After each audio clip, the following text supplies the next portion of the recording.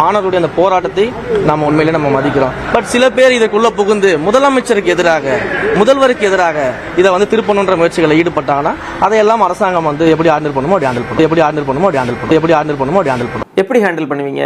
இப்படியா?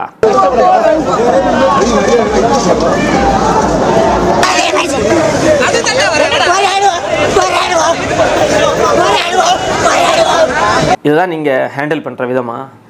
ஆனால் நீங்கள் ஆட்சிக்கு வர்றதுக்கு முன்னாடி இப்படி சொல்லலையே. நாங்கள் ஆட்சிக்கு வந்ததுக்கப்புறமா முதலமைச்சர் விஜய் அவர்களை யாரெல்லாம் விமர்சனம் செய்கிறார்களோ, அவருக்கு எதிரான செயல்பாடுகளில் யாரெல்லாம் கருத்துக்களை தெரிவிக்கிறார்களோ அவங்க எல்லாருமே நாங்கள் இப்படி தான் ஹேண்டில் பண்ணுவோம் அப்படின்னு நீங்கள் சொல்லலையே. ஜனநாயகம் பேசுனீங்க, கருத்து சுதந்திரம் பேசுனீங்க, அதெல்லாம் எங்கே போச்சு? 2 மாதம் தாங்க ஆயிருக்கு நீங்கள் ஆட்சிக்கு 2 மாதத்துலேயே ஓட்டு போட்ட மக்களை மிரட்டுறீங்களா? என்ன செய்தி சொல்ல வர்றீங்க மிஸ்டர் ரமேஷ் அவர்களே?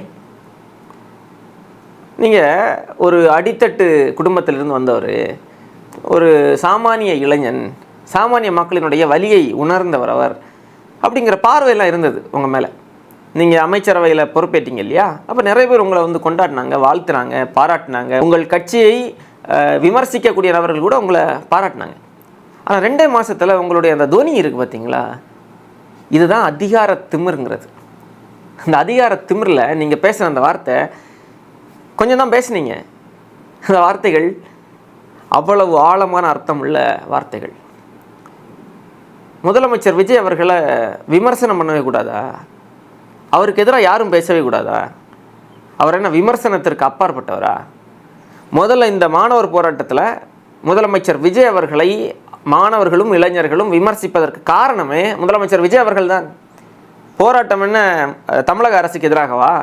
தமிழக வெற்றி கழக அரசுக்கு எதிராகவா போராட்டம் நடந்தது? போராட்டம் டெல்லியில் நடந்து கொண்டிருக்கக்கூடிய அந்த போராட்டத்தை ஆதரித்து முழுக்க முழுக்க ஒன்றிய அரசுக்கு எதிரான போராட்டம். ஆனால் அந்த போராட்டத்தை நீங்கள் நசுக்கினீங்க. மாணவர்களை சுதந்திரமாக நீங்கள் போராட விடலை. மாணவர்கள் தமிழ்நாட்டில் போராட்டத்தை ஆரம்பித்த முதல் நாளிலிருந்து நீங்கள் அந்த மாணவர்களுக்கு தேவையான பாதுகாப்புகளை, அனுமதியெல்லாம் கொடுத்து அந்த போராட்டத்தை நீங்கள் நடத்த விட்டுருந்தீங்க. அப்படின்னா உங்களை எதுக்கு விமர்சிக்க போகிறாங்க? முதலமைச்சர் விஜய் அவர்கள் எங்களுக்கு பாதுகாப்பு தந்திருக்கிறார், உரிய பாதுகாப்பை காவல்துறை மூலமாக எங்களுக்கு வழங்கியிருக்கிறார், அவருக்கு எங்களுடைய மனப்பூர்வமான நன்றின்னு சொல்லி தானே போராட்டத்தை ஆரம்பிச்சிருப்பாங்க. அதுக்கான வாய்ப்பே நீங்கள் கொடுக்கலையே. நீங்கள் போராட்டமே பண்ண விடாமல் தடுத்து நிறுத்தினீங்க. அதையும் தாண்டி போராட்டத்தில் ஈடுபட்ட மாணவர்களையும் இளைஞர்களையும் குண்டுக்கட்டாக நீங்கள் கைது செஞ்சீங்க. கல்லூரி வளாகத்துக்குள்ளாடி போய் நீங்கள் மாணவர்களை முன்னெச்சரிக்கையாக கைதெல்லாம் செஞ்சீங்களே. அதுக்கப்புறமா தான் மாணவர்கள் என்ன செய்கிறாங்க? இந்த அரசு நம் மீது அடக்குமுறை ஏவுகிறது. இந்த அரசு ஏன் அடக்குமுறை ஏவுது? நம்முடைய போராட்டம் ஒன்றிய அரசுக்கு எதிராக. இங்கே ஒன்றிய அரசை நாங்கள் எதிர்க்கிறோம், பாஜக எங்களுடைய கொள்கை எதிரின்னு சொல்லிட்டு இருக்கக்கூடிய தாவேக அரசு ஏன் நம்மளை போராட விட மாட்டேங்குது? அவர்கள் நமக்கு துணை தானே நின்றுக்கணும். தாவேக அரசினுடைய கொள்கையை நிலைநாட்டுறதுக்கு தானே நம்ம போராட்டமே பண்ண போகிறோம். இந்த எண்ணம் மாணவர்களுக்குள்ளாடி வருது. அப்போ ஒரு சந்தேகம் வருது, தமிழக வெற்றி கழக அரசை நோக்கி இவங்க பாஜகவினுடைய ஒரு ஆட்களாக இருக்கிறார்களோ, பாஜகவுக்கு எதிராக நடக்கக்கூடிய போராட்டத்தை இவங்க ஏன் நசுக்கிறாங்க? இந்த சந்தேகம் வருது, கேள்வி எழுப்புறாங்க. காவல்துறையை வைத்து மாணவர்கள் மீது அராஜகத்தை நீங்கள் ஏன் எதுக்காக அதை செஞ்சீங்க? காவல்துறையை தன்னுடைய கட்டுப்பாட்டில் வச்சிருக்கிறது யார்? முதலமைச்சர் விஜய் அவர்களுடைய நேரடி கட்டுப்பாட்டில் தானே இருக்குது. அப்போ அவருடைய உத்தரவு இல்லாமல், அவருக்கு தெரியாமல் காவல்துறை இந்த அராஜகத்தில் ஈடுபட்டாங்களா? எப்படி பார்ப்பது இதை? அப்போ மாணவர்கள் விமர்சனம் செய்யத்தான் செய்வாங்க போராட்டத்தில். உடனே இது அரசுக்கு எதிரான போராட்டம், அரசுக்கு எதிராக திருப்புகிறார்கள். முதல்வருக்கு எதிராக யார் பேசினாலும் நாங்கள் எப்படி அதை ஹேண்டில் பண்ணணுமோ அப்படி ஹேண்டில் பண்ணுவோம். அப்படின்னா அப்போ மக்களும் உங்களை எப்படி ஹேண்டில் பண்ணணுமோ அப்படி தான் அவங்களும் ஹேண்டில் பண்ணுவாங்க. பார்த்துட்டு தானே இருக்கிறாங்க மக்கள். இந்த போராட்டம் குறித்து முதலமைச்சர் விஜய் அவர்கள் ஏதாவது பேசினாரா? நான் மாணவர்களோடு நிற்கிறேன், தமிழ்நாட்டில் போராடக்கூடிய மாணவர்களுடைய கோரிக்கைகள் நியாயமானது, உங்களுடைய போராட்டத்திற்கு நான் வலு சேர்க்கிறேன் சொல்லியிருக்கணுமா இல்லையா? வரவே இல்லை. கட்சிக்காரங்களை வச்சு இந்த போராட்டக்காரர்களை அவ்வளவு முத்திரை குத்தி, அவர்களை ஆபாசமாக பேசி, அவர்களை கொச்சையாக பேசி, இந்த போராட்டத்தையே கொச்சைப்படுத்தக்கூடிய வேலையை தமிழக வெற்றி கழகத்தினர் செய்தார்கள். அதையும் தாண்டி இந்த போராட்டம் வெற்றி பெற்றதுமே அங்கே அமைச்சர் ராஜ்மோகனை அனுப்பி ஸ்டிக்கர் ஒட்டுற வேலையை பார்த்தீங்க. இந்த ஸ்டிக்கர் ஒட்டுற வேலையை கடைசியில் பார்த்தீங்க இல்லையா? இதை முதல்ல நீங்கள் செஞ்சிருந்தா முதலமைச்சர் விஜய் அவர்களை யார் விமர்சித்திருப்பார்? அப்படியே விமர்சனத்தை வைத்திருந்தாலும் அது எடுபட்டிருக்காது இல்லையா மக்கள் மத்தியில்? இப்போ என்ன ஆகுது? ஆமாம், காவல்துறை வச்சு அடித்தாங்க. எதுக்கு அடித்தாங்க, எதுக்கு அராஜகத்தை ஏவுனாங்க? அப்போ அவங்க அரசை நோக்கி விமர்சனத்தை வைக்க தானே செய்வாங்க. இது மக்களுடைய பார்வையாக இருக்குது. அதுக்கு காரணம் முழுக்க முழுக்க நீங்கள் தான் காரணம். இது எல்லாத்தையும் செஞ்சுட்டு தவறை இப்போ கூட நீங்கள் உணரலை இல்லையா? தவறு உங்கள் பக்கம்தான் இருக்கிறது என்பதை கொஞ்சம் கூட உங்களால் உணர முடியலை. நீங்கள் மிரட்டுறீங்க. அப்போ உங்களுக்கும் கடந்த காலங்களில் இருந்த ஆட்சிக்கும் என்ன வித்தியாசம்? நீங்கள் தூய சக்தின்னு சொல்லி தானே ஆட்சிக்கு வந்தீங்க.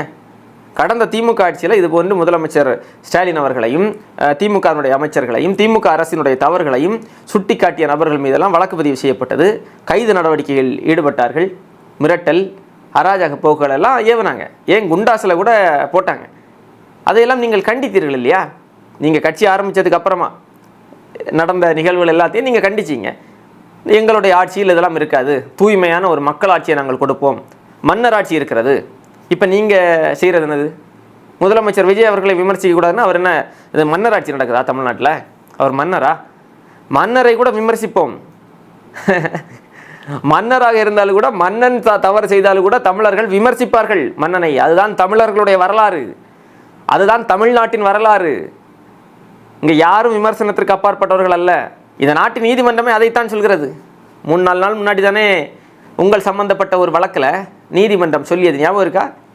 இந்த பழனி கோவிலில் முறைகேடு வழக்கில் உங்களை சம்மந்தப்படுத்தி பதிவு போட்டாருன்னு சொல்லிட்டு ஒருத்தரை கைது பண்ணீங்க இல்லையா? 3 பிரிவுகளின் கீழ் வழக்கு போட்டிங்களே, அந்த பிரிவுகள் மேலெல்லாம் நீங்கள் வந்து வழக்கு போட முடியாது.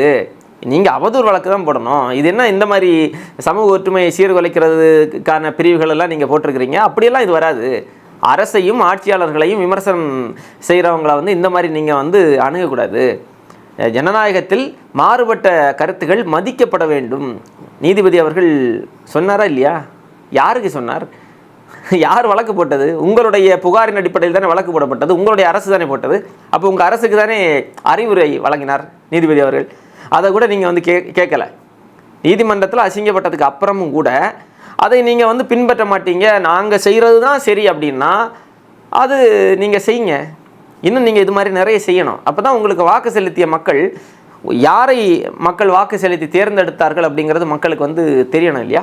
அதனால் இது போன்ற வேலைகளை நீங்கள் செய்யுங்க. நீங்கள் தொடர்ந்து நீங்கள் செஞ்சுட்டே இருங்க. கடைசி நாளில் போய் ராஜ்மோகன் அவர்கள் வந்து என்ன சொல்கிறாரு, நீங்கள் வந்து போராட்டம் பண்ணுங்கள், எங்கே வேணாலும் பண்ணுங்கள், இப்படியெல்லாம் அவர் பேசுகிறார் அந்த போராட்டத்துக்கு ஆதரவாக. அப்புறம் இன்னைக்கு எதுக்கு கைது பண்ணீங்க போராட்டம் பண்ணவங்கள?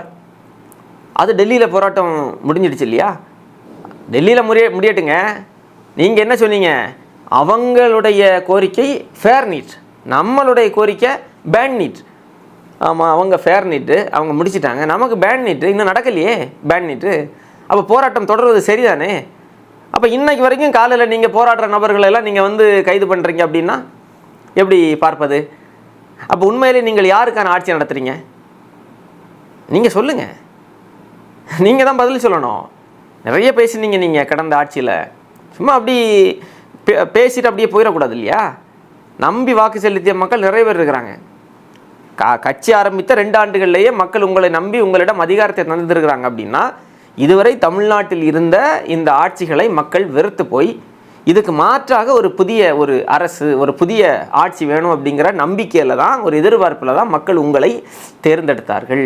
தேர்ந்தெடுத்த மக்களுக்கு நீங்கள் பதில் சொல்லணும். சும்மா போகிற போக்கில் அப்படி பேசிட்டு அப்படி ஒரு மிரட்டலை விட்டுட்டு அப்படி போனால் அது தமிழ்நாட்டில் நடக்காது. இது வந்து ஏதோ இந்த மாணவர்களை மிரட்டினதா அப்படி நம்ம பார்த்தோம் அப்படின்னா அதை விட பெரிய முட்டாள்தனம் ஒன்றும் இருக்க முடியாது. ஆட்சியின் ஆரம்பத்திலே அவங்க ஒரு செய்தியை சொல்கிறாங்க, எங்களுடைய அரசை யார் விமர்சித்தாலும் நாங்கள் நடவடிக்கை எடுப்போம், விமர்சனம் செய்யக்கூடாது. ஏன்னா நாங்கள் விமர்சனத்திற்கு அப்பாற்பட்டவர்கள். அது இங்கே ஜனநாயக நாட்டில் அது எடுபடாது. அது எவ்வளோ பெரிய சர்வாதிகார ஆட்சிகளை எல்லாம் நம்ம பார்த்தாச்சு.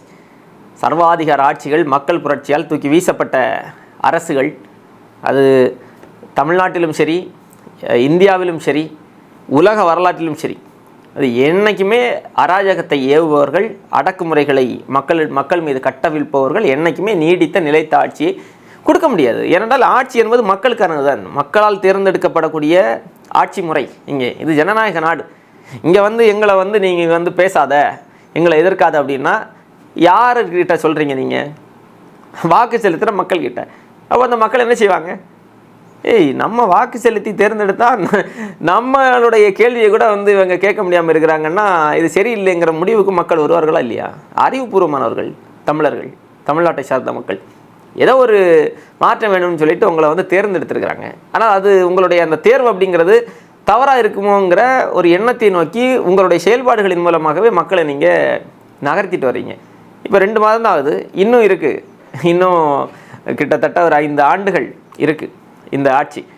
அப்போ இன்னும் நிறைய நிர்வாக சீர்கேடுகள் உறுதியாக இவர்கள் செய்வார்கள். இவர்களுடைய செயல்பாடு நமக்கு தெரியுது இல்லையா? ஒவ்வொரு திட்டத்தையும் இவர்கள் அணுகக்கூடிய விதம், ஒவ்வொரு பிரச்சனைகளையும் இவர்கள் அணுகக்கூடிய விதத்தை பார்க்குறப்போ நிறைய தவறுகளை நோக்கி தான் இவர்களுடைய இந்த அரசு நகர்வதாகத்தான் நம்மால் பார்க்க முடிகிறது.